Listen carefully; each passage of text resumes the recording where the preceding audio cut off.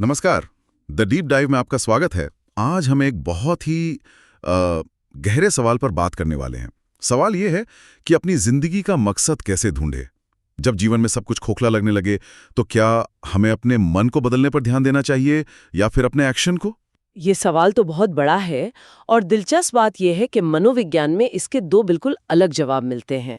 एक रास्ता आता है ऑस्ट्रिया से, जो कहता है कि अपने भविष्य के क्यों को ढूंढो, और दूसरा वो जापान से आता है जो कहता है कि भविष्य की चिंता छोड़ो और अभी जो करना है उस पर ध्यान दो, भले ही तुम्हारी भावनाएं कुछ भी हों। बिल्कुल। आज हम इन्हीं दो ताकतवर दृष्टिकोणों की गहराई में उतरने वाले हैं। हमारे पास विक्टर फ्रैंकल की लोगोथेरेपी और शोमा मोरिता की मोरिता थेरेपी पर आधारित एक बेहतरीन लेख है, और हमारी कोशिश ये समझने की है कि ये दोनों फलसफे कैसे काम करते हैं और कैसे ये हमें उस चीज को खोजने में मदद कर सकते हैं जिसे जापानी में इकिगाई कहते हैं, यानी हमारे होने की वजह, हमारे अस्तित्व का ईंधन। तो चलिए इस विषय की तह तक चलते हैं। ठीक है, तो शुरुआत करते हैं विक्टर फ्रैंकल के उस एक सवाल से जो किसी को भी सच में चौंका सकता है। वो अक्सर अपने निराश मरीजों से पूछते थे, आप आत्महत्या क्यों नहीं करते? सुनने में ये बहुत कठोर लगता है ना? कठोर है, पर अविश्वसनीय रूप से शक्तिशाली भी, क्योंकि इस सवाल का जो जवाब होता था, चाहे वो अपने बच्चों का प्यार हो, कोई अधूरा काम हो या कोई भूली बिसरी याद, अक्सर वही एक चिंगारी होती थी जो मरीज को जीने की वजह दे देती थी। और यही तो लोगोथेरेपी का सार है। तो ये लोगोथेरेपी आखिर है क्या? फ्रैंकल ने खुद इसकी तुलना फ्रॉइड के मनोविश्लेषण से की थी। उन्होंने कहा था कि मनोविश्लेषण में मरीज काउच पर लेटकर वो बातें बताता है जो कहने में मुश्किल है, जबकि लोगोथेरेपी में मरीज सीधा बैठकर वो बातें सुनता है जो सुनने में तकलीफ देती हैं। ये फर्क बहुत गहरा है। मतलब मनोविश्लेषण आपके अतीत में झांकता है, आपकी गुत्थियां सुलझाने की कोशिश करता है, लेकिन लोगोथेरेपी भविष्य की ओर देखती है। उसका सवाल ये नहीं है कि आपकी समस्या क्या है, बल्कि ये है कि अब आपकी जिम्मेदारी क्या है। इसका लक्ष्य खुशी खोजना नहीं, बल्कि जीवन में अर्थ और उद्देश्य खोजना है। तो अगर कोई उस अस्तित्व संबंधी निराशा से गुजर रहा है, तो एक थेरेपिस्ट उसकी मदद करता कैसे है? क्या कोई खास प्रक्रिया है इसकी? हाँ, इसकी प्रक्रिया को एक यात्रा की तरह समझ सकते हैं। सब कुछ शुरू होता है उस खालीपन, उस चिंता या निराशा की भावना से। पर फ्रैंकल का मानना था कि ये कोई बीमारी नहीं है, ये आध्यात्मिक पीड़ा है, एक संकेत कि आपकी आत्मा एक गहरे अर्थ के लिए तरस रही है।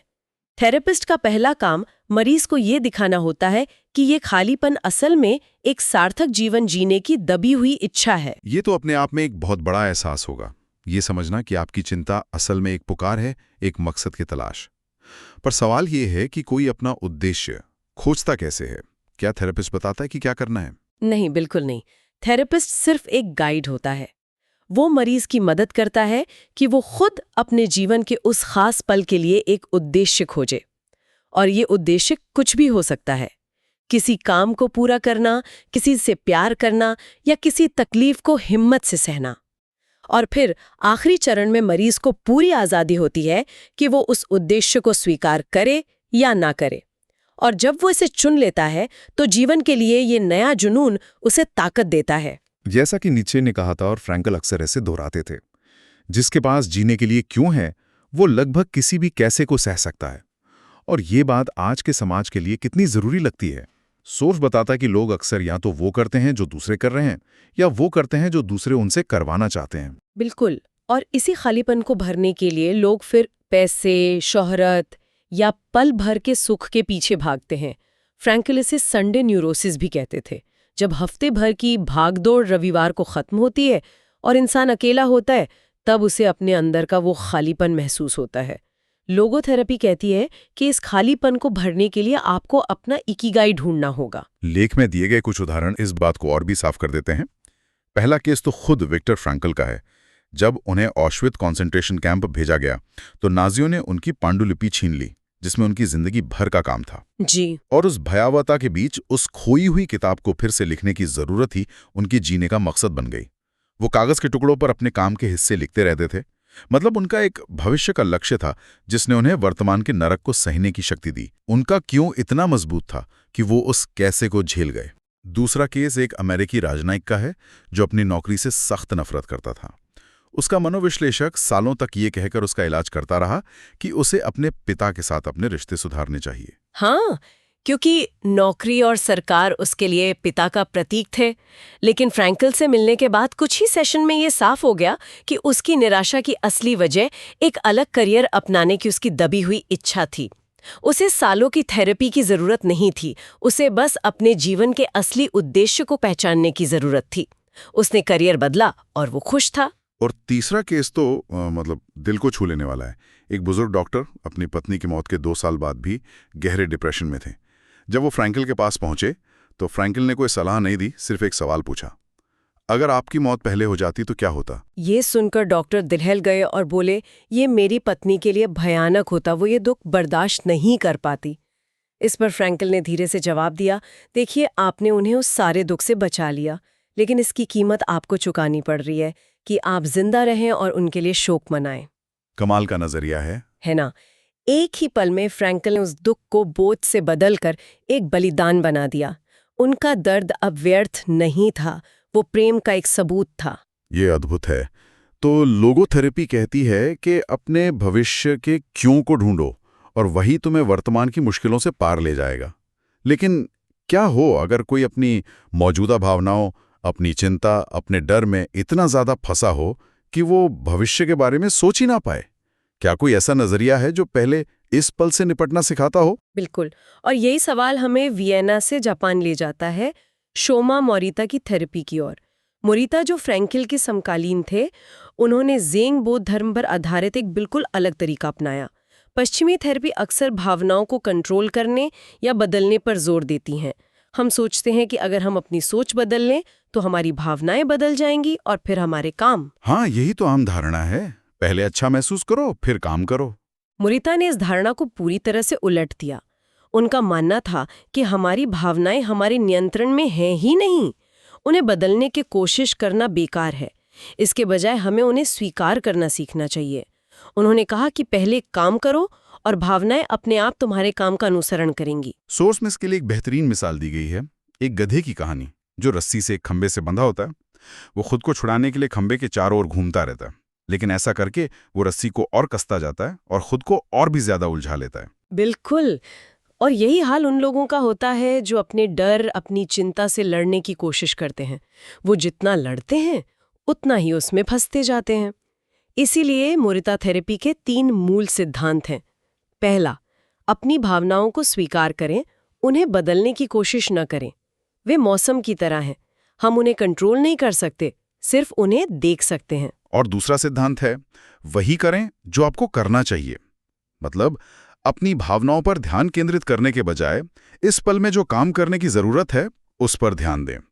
मोरिता का कहना था कि हमारा चरित्र इस बात से नहीं बनता कि हम कैसा महसूस करते हैं, बल्कि इस बात से बनता है कि हम क्या करते हैं। सही, आप डरे हुए हो सकते हैं लेकिन फिर भी आप एक साहसी काम कर सकते हैं।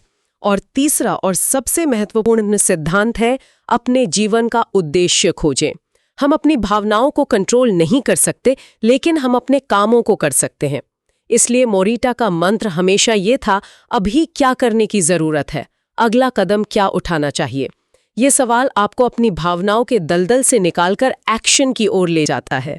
तो ये थेरेपी असल में काम कैसे करती है? लेख में इसकी 4 चरणों वाली प्रक्रिया का जिक्र है जो सुनने में काफी गहन लगती है। पहले चरण में व्यक्ति को पूरी तरह से अकेला क्यों छोड़ दिया जाता है? ये तो काफी कठोर लगता है। 1 हफ्ते तक चलता है। मरीज को बिना किसी बाहरी उत्तेजना, न टीवी, न किताबें, न दोस्त के एक कमरे में रखा जाता है। इसका लक्ष्य बाहरी दुनिया के शोर को बंद करना है, ताकि व्यक्ति पहले अपने अंदर की आवाज को, अपनी बेचैनी को, अपनी बोरियत को महसूस कर सके। जब वो कुछ करने के लिए तरसने लगता है, तब वो बदलाव के लिए तैयार होता है। ये एक तरह का रीसेट बटन है। ठीक है, ये समझ में आता है। तो इस रीसेट के बाद क्या होता है?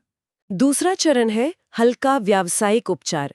इसमें मरीज चुपचाप दोहराए जाने वाला काम करता है, जैसे अपनी भावनाओं के बारे में डायरी लिखना, बगीचे में काम करना या शायद चित्रकारी करना।